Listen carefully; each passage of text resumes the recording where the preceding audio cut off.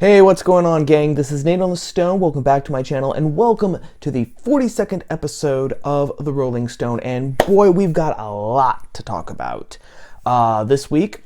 As usual, this week was a very busy week. A lot of big things were happening. But the first thing that we have to talk about with this first video of this 42nd episode of The Rolling Stone is going to be about, we have to talk about the State of the Union address. Right, the State of the Union address that President Trump gave this past week on Tuesday, right?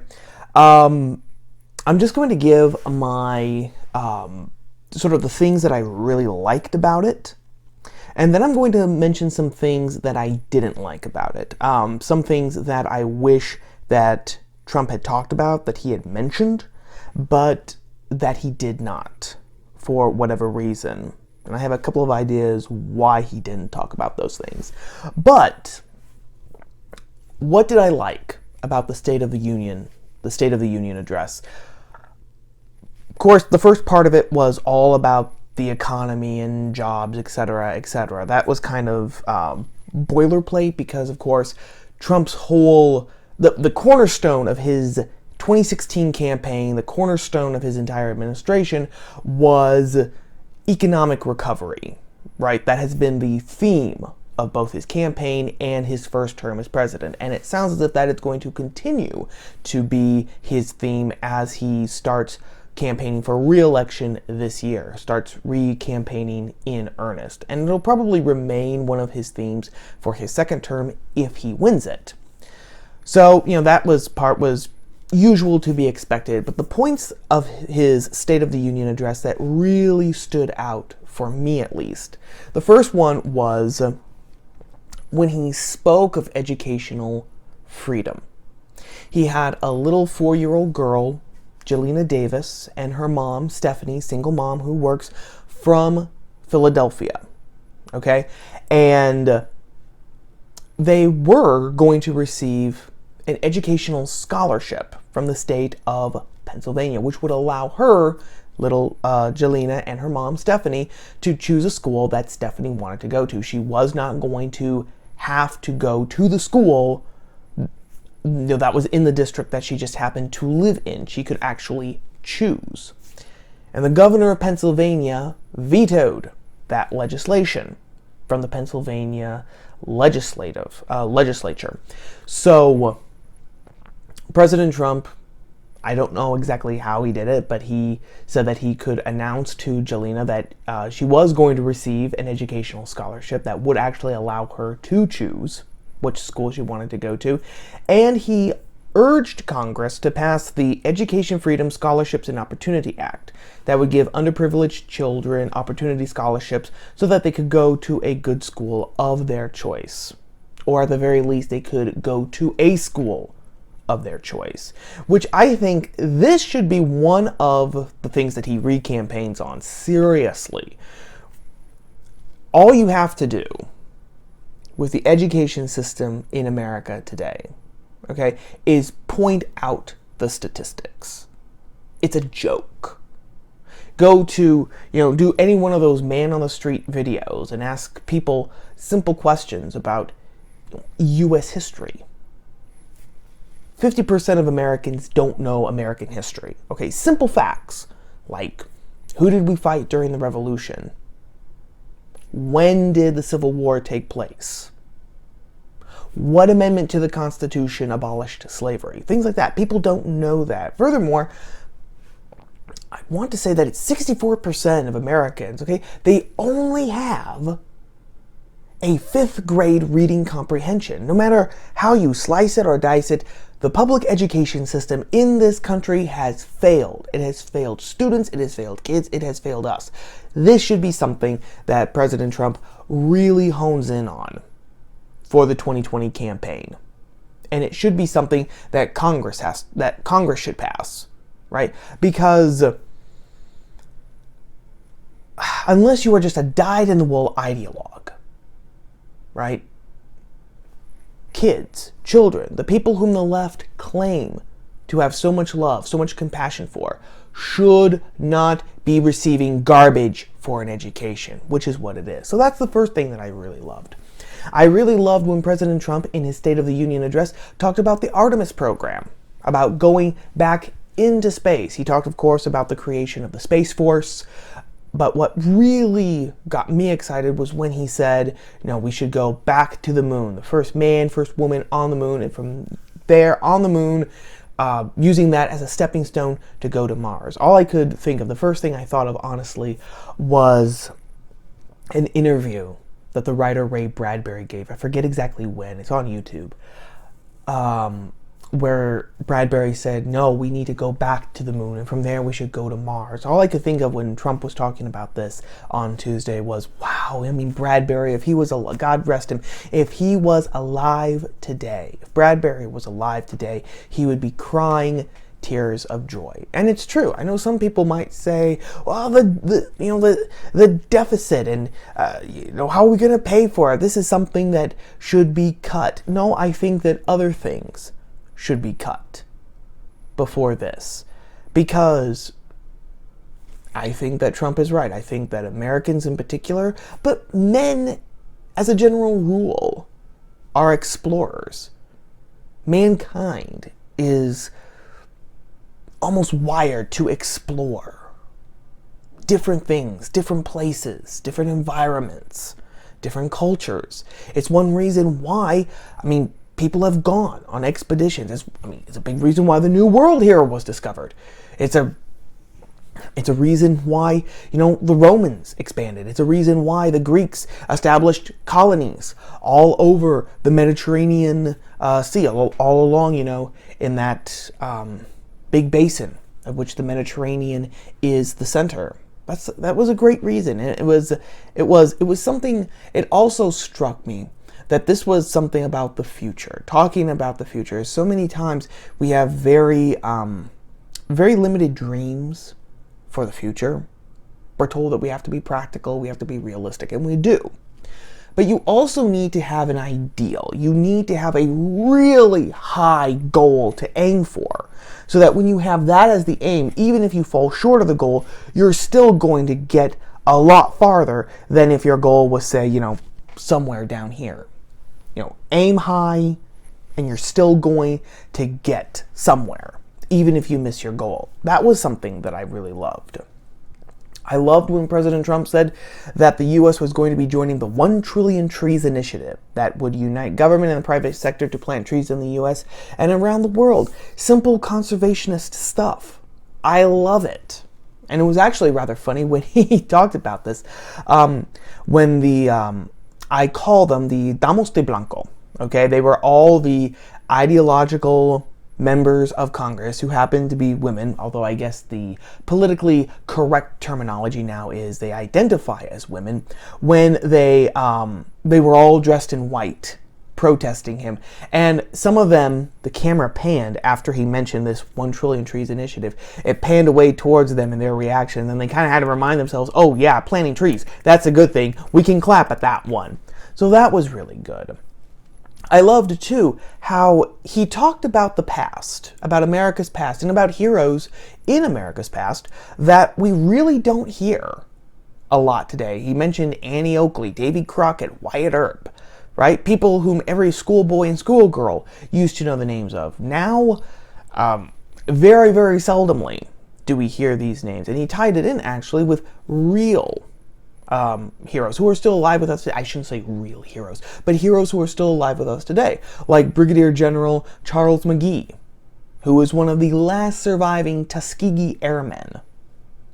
Big stuff. I love that. I loved how he was tying in the tradition of America, everything that's happened before, emulated by people like General McGee, Davy Crockett, Wyatt Earp, Annie Oakley, and then he used that to say, this is why we should chart this path to the future. You could say that is a common theme in State of the Union addresses, and you're probably right, but I liked it nonetheless, because that is what civilization is about. It's about building from the past for the future. I love that. Okay, so those were the highlights of the things that I really liked about his State of the Union address. Now, unfortunately, there were some things, mostly omissions, that I did not like. One was that for all the talk about the economic recovery, all the talk about all these jobs that were added, all this talk about, more, pay is going up, and whether you agree with that or not, whether that is flamboyant or, inflated or not, for this is beside the point. It was all economic good news. It was all economic good news to hear the president talk about it.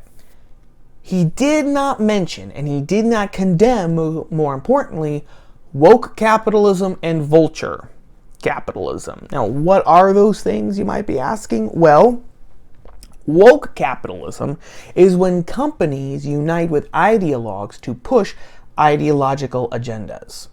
This past week, for example, Breitbart had a story where they said that Starbucks in the UK Starbucks, they were actually creating the What Is Your Name campaign, where they were going to encourage trans teens to use their new name and their new identity when ordering coffee, so that new name and new identity could be validated by the baristas calling out that new name, okay? Even though 85% of children and teens who claim that they identify as something other than their biological sex grow out of those feelings eventually. This is something that Starbucks UK has started because they want to promote gender ideology. Never mind if, kids are hurt in the process, like they have in the past. This is what they're going to be pushed. Or, take another example from Europe. Swiss Airlines cutting ties with a chocolate company, La Durac, okay? Because the owner of La Durac, which is the chocolate company, happens to be a Christian, and not just a nominal Christian, but he happens to be a pro-life, pro-biblical marriage, evangelical type of Christian. So because of that, Swiss Airlines said it was just making, people too uncomfortable. It was making our gay crewmen uncomfortable. It was making women uncomfortable because you're pro-life. We're just cutting ties with you all together. Another example. Something that happened actually right here in the United States, if you want an example that's closer to home. Wells Fargo and Fifth Third Bank announced that they are no longer going to be donating to the Florida Tax Credit Scholarship Program, which enables more than 108,000 low-income children and children in foster care to receive scholarships to attend a safe and effective school of choice. Now, why is Wells Fargo and Fifth Third Street Bank pulling out of this program that was helping children? Underprivileged, poor children, minority children, okay? Why are they pulling out? Well, you see, last week, the Orlando Sentinel published a piece where they said that, some families who are the recipients of these Florida tax credit scholarships, they are using that scholarship money to send their children to Christian schools. And not just any sort of Christian schools, gang. They're sending them to Christian schools where Orthodox Christianity is actually taught. Like, there is such a thing as male and female, and that's it. That marriage is between a man and a woman. Okay? Horrible stuff, I know, in 21st century America, but that was the reason.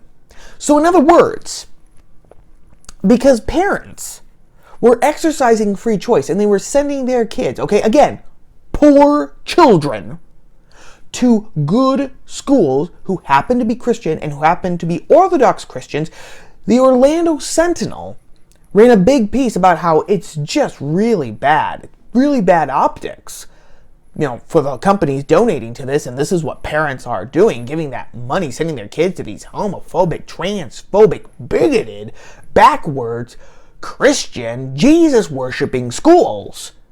And, like clockwork, Wells Fargo and Fifth Third Bank got cold feet and pulled out. Those are examples of woke capitalism. Vulture capitalism. That is something that Tucker Carlson has talked about a lot. Okay, he has focused on that several times on his show on Fox News. One example that he gave is Paul Singer, who has been called the world's most feared investor. And what Paul Singer has done, vulture capitalism, if Tucker Carlson actually came up with that moniker for these people and for these practices, he deserves some sort of literary award, literally, for coming up with that, because vulture captures perfectly what these people do. To give one example, okay, and which is something that Tucker Carlson talked about, Paul Singer was responsible for decimating the little town of Sidney, Nebraska. Sidney, Nebraska. Very few people have heard about it. I had never heard about it until I watched a segment of Carlson's show on YouTube where he talked about this and Paul Singer. Sidney, Nebraska, a little town of about 6,200 people, 2 hours east of Denver. Okay, so it's right there in the Panhandle. It was the headquarters of Cabela's, right? The outdoor shopping center. And what happened? Well, to quote Rod Dreher, who also talked about this on his blog at The American Conservative, quote, Cabela was quite profitable. That's the company that was headquartered in Sidney, Nebraska. But Paul Singer's hedge fund saw a potential for profit. Singer bought a stake in Cabela's and forced it to merge with Bass Pro Shops. Singer doubled his money in 1 week, making $100 million. Cabela's closed its Sidney headquarters. It was the town's main employer and lost nearly 2,000 jobs. 2,000 jobs in a town of 6,200 people. You guys do that math. Property values collapsed. People who could leave did. Those who couldn't are now living in the ruins of what was once a good town. Paul Singer is a disgrace. He really, really is. Now, as Tucker Carlson pointed out, and which other people like Rod Dreher pointed out, the reason why no one in the GOP has taken on Paul Singer is because Paul Singer happens to be a major contributor to the Republican Party. In fact, when Tucker Carlson first talked about this story on his show, he said that his team had reached out to the office of Senator Ben Sasse, who is the junior senator, I believe. I believe he's the junior senator of Nebraska. I know he's a senator from Nebraska. I want to say that he's the junior senator. Because as Carlson said, the decimation of a town in your state, that's kind of big news. So, did he ever talk about it? Did, he mention it? Was he on top of this? Was he looking into this? No.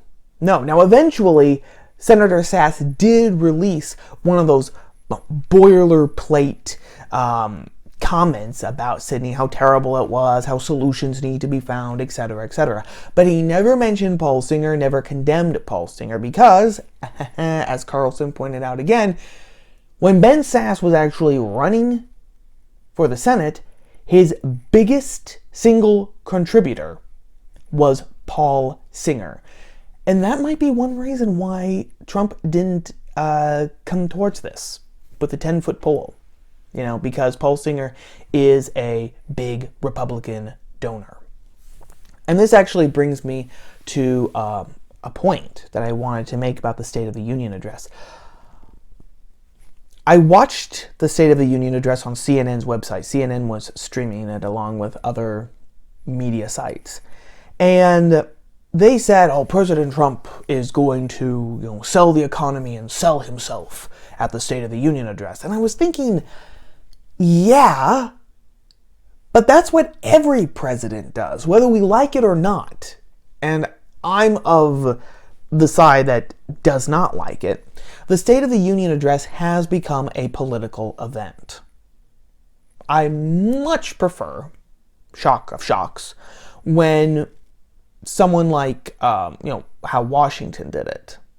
When he just basically wrote it out, sent it to the Senate, the Senate and the House gathered together and it was read out loud. I much prefer that. Now, today, it is very politicized. Something that is supposed to be non-political. Something that is just supposed to be, okay, this is what's happening in the country. This is what's been happening in the last year. Now, and it's not just Trump who's done it. This is a modern occurrence, okay? Now it has become a politicized event. During the president's first term, okay, they're using this as basically a stump speech for why they should be reelected. It goes into their reelection arsenal. From the very first time that they give it, from the very first time that they give the speech, they are thinking and they are calibrating the speech for reelection. And if they win reelection, then it becomes cementing their legacy, right? For better or for worse, that is what it has become. But because it has become that, that means that things like Paul Singer, things that, the party in power does not want to talk about, are left unsaid. Because the whole point is, I'm doing a great job. My party is doing a great job. That's why we should stay where we are. There's no bad news here, folks. There's only good news. Right? There's still work that has to be done, of course, but everything is good news. And so stories like this, woke capitalism, vulture capitalism, Paul Singer, they're not talked about. Which, again, it's not just a shame. It's not right. Because Paul Singer, again, decimated a small American town. But because he's a big donor, for the time being at least, no one wants to talk about it. Except for a few exceptions. And no one wants to do anything about it. Aside from that, Trump, while he did talk, of course, about, terrorism is on the run by, killing Soleimani, killing al-Baghdadi, who was the head of ISIS, which was great and all, red meat and everything, and those two things did happen, and I think that they happened for the best, but he did not talk that terrorism is not on the run. He didn't talk about, for example, the fact that Christians are still being persecuted in the Middle East and in Africa by terrorists. In fact, not very many people have talked about it because the West has Christophobia, a very bad acute case of Christophobia. There is an uprising in attacks on Christians in countries like Nigeria. In fact, just recently, 4 Christian seminarians in Nigeria were kidnapped. 3 of them were returned alive, thank God, but the 4th one, the 4th seminarian, was killed. Okay? He was killed by terrorists. In this case, Boko Haram. And in fact, they are sending out videos of little kids, like a 13-year-old. Okay? 13-year-old kid with a huge knife decapitated a Christian man. I believe it was in Nigeria again. Simply because he was Christian. Okay, that's the state of the world. And I understand, like I said, State of the Union address, everything is good, everything's great, but that means that important stories like this, stories that affect people, okay, the whole picture is not announced. It's not announced, and that is unjust, and it's a bit dishonest. So, just to wrap up, I basically liked the speech. Trump said some really good things. His omissions are what really got me. His omissions. I mean, Trump could be, he could do a lot more good, I think, if he went after the woke capitalists, if he went after the vulture capitalists, not even by doing legislation against them, just by pointing them out, ratting them out, holding them up for public shame. And then again, of course, the fact that nobody, with a few exceptions, wants to talk about the increase in persecutions of Christians in Africa and the Middle East by terrorists says a lot. It really says a lot. And it makes you kind of wonder, is America really a friend of Christianity anymore? Or do we just speak with our lips but don't say anything with our heart? Even the commentators who have, faith, family, and freedom in the bios on Twitter and Instagram, you wonder because they very seldom speak about these sort of things. But anyway, those are my thoughts on the State of the Union address. So let us continue with story number 2.